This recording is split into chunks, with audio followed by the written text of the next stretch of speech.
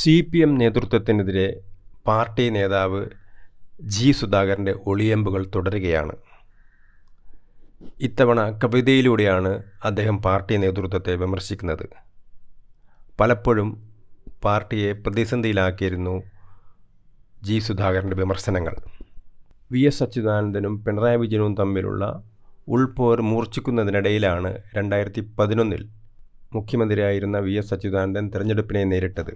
ഒരു തുടർഭരണം കിട്ടുകയും VS അച്യുതാനന്ദൻ വീണ്ടും മുഖ്യമന്ത്രിയാകുകയും ചെയ്യാൻ സാധ്യതയുണ്ടായിരുന്ന സമയത്ത് പിണറായിയുടെ അനുകൂലികൾ പല സീറ്റുകളിലും പാർട്ടിയെ തന്നെ തോൽപ്പിച്ച് ഭരണം നഷ്ടപ്പെടുത്തുകയായിരുന്നു എന്നായിരുന്നു അന്നുയർന്ന ആരോപണം.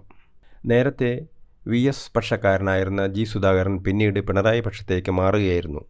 2011 തെരഞ്ഞെടുപ്പിൽ LDFന് 68 സീറ്റ് മാത്രമാണ് ലഭിച്ചിരുന്നത്. 3 സീറ്റ് കൂടി കിട്ടിയിരുന്നെങ്കിൽ VS അച്യുതാനന്ദന് മുഖ്യമന്ത്രി സ്ഥാനത്ത് തുടരാമായിരുന്നു. ഈ ഒരു പശ്ചാത്തലത്തിലാണ് സുധാകരൻ ഇപ്പോൾ കവിത എഴുതിയിരിക്കുന്നത്. അദ്ദേഹം പറയുന്നത് ഇങ്ങനെ: മുഖ്യനായി വാണകാലം വീണ്ടും വരാനായി കൊതിച്ചു നാമെങ്കിലും യൂദാസുകൾ തീർത്ത പത്മവ്യൂഹം മുന്നിലായി കാണാൻ മുമ്പേ അറിയാതെ നഷ്ടമായി ഏറെ പടക്കളങ്ങൾ.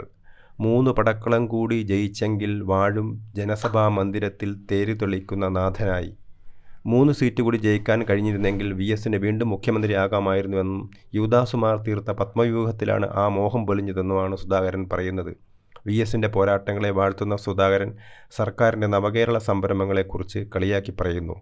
നാടിൻ്റെ അധ്വാന സമ്പന്നധാരയെ നാളുതോറും വരളാതെ നിർത്താൻ നവകേരളമെന്ന് പറയുന്നവർ നെല്ല് വിളയിക്കും കുട്ടനാട് എന്ന് ചൊല്ലൂ. അധ്വാനമാണ് നവകേരളത്തിൻ്റെ മുദ്ര, അതാവണം മുഖമുദ്ര. CPM നേതൃത്വത്തിനെതിരെ ഒളിഞ്ഞും തെളിഞ്ഞും ഉള്ള ആക്രമണമാണ് ഇപ്പോൾ കവിതയിലൂടെയും ജി. സുധാകരൻ നടത്തിക്കൊണ്ടിരിക്കുന്നത്.